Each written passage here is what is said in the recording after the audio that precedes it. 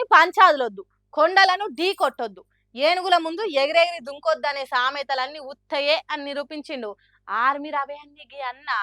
ఏకంగా మంచి పొంగిలేటి శ్రీనివాస్ రెడ్డినే సవాల్ చేసి నిలబడ్డాడు.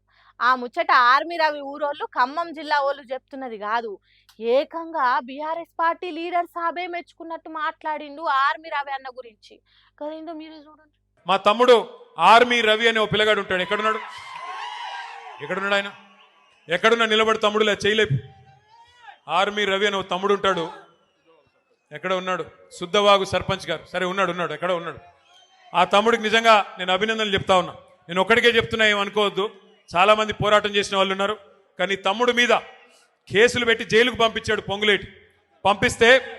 పంపించాలని ప్రయత్నం చేస్తే ఆ తమ్ముడు మొన్న వాళ్ళ ఊరిలో సర్పంచ్కి పోటీ చేసి ఎన్నోట్లతో గెలిచిండు.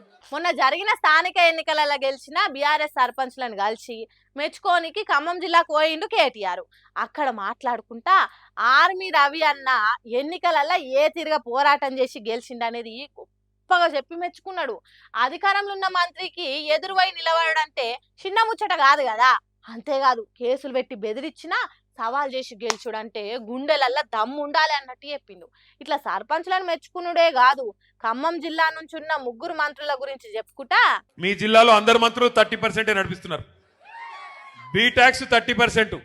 ఇక్కడ పక్కన పి ట్యాక్స్ బాంబులేటి మంత్రి గారికి ఆయన ట్యాక్స్ కూడా 30%.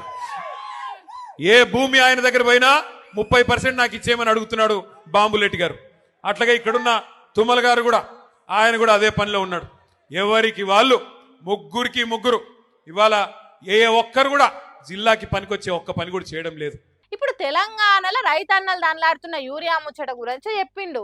3 మంత్రులు 3 మొనగాళ్ళు ఉన్నారు, కానీ దురదృష్టం ఒక్క యూరియా బస్తా దొరకడం లేదు. ఎవరికి చెప్పుకోవాలి మేము? ఎవరికి చెప్పుకోవాలా అని రైతన్నలు వచ్చి అడుగుతుంటే వారిని నేను ఒకటే అడిగిన, మరి మార్పు అన్నారు, మార్పు అని ఓటేశారు, బాగున్నదా మార్పు అని అడిగిన. అంటే ఏం చెప్పాలన్నా, సరే జరిగింది, పాలిచ్చే గేదెని వద్దనుకుని తన్నే దున్నపోతుని తెచ్చుకున్నాము, తప్పదు కదా, అనుభవించక తప్పదు కదా అని చెప్పారు. రైతులు కూడా బాధపడతా ఉన్నారు. ఇంటి నిండా మంది ఉన్నా లాభం మాత్రం సున్నా అన్నట్టే ఉన్నదట. ఇక కేటీఆర్ సభ గురించి ముందే తెలిసిన వైఎస్ఆర్సీపీ కార్యకర్తలు జెండాలు చేతబట్టి గట్టిగా ఘన స్వాగతం పలుకుడుతోని ఇప్పుడు ఈ వీడియో సోషల్ మీడియాలో సొక్క వైరల్ అవుతుంది.